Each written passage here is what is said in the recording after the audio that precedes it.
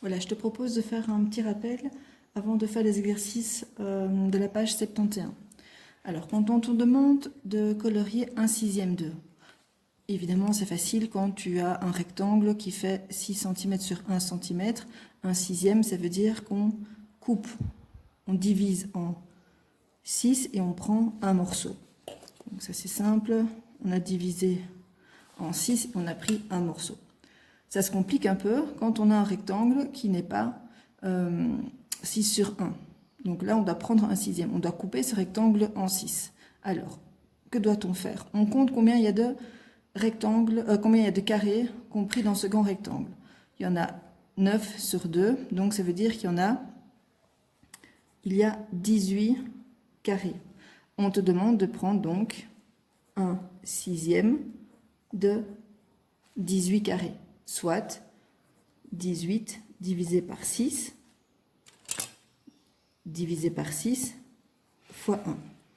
18 divisé par 6, tu connais bien tes tables, ça fait 3, fois 1, 3. Donc tu sais que tu dois colorier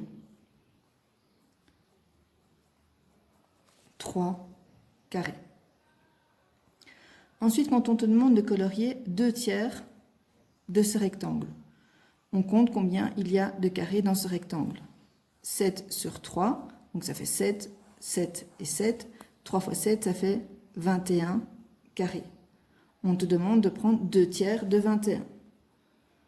2 tiers de 21, c'est 21 divisé par 3, qui fait 7, fois 2, ce qui fait 14. Tu sais que tu dois prendre une rangée, ça fait 7, et une deuxième rangée pour faire 14.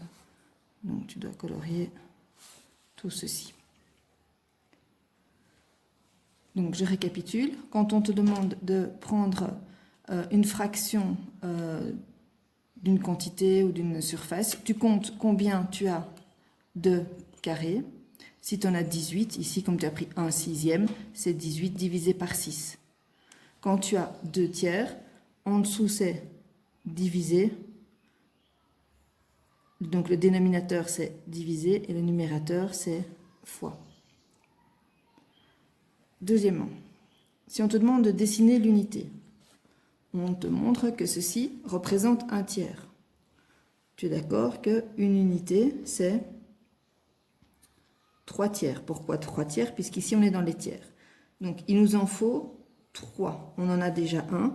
On doit en rajouter un deuxième et un troisième. Donc, l'unité, c'est tout ça mis ensemble.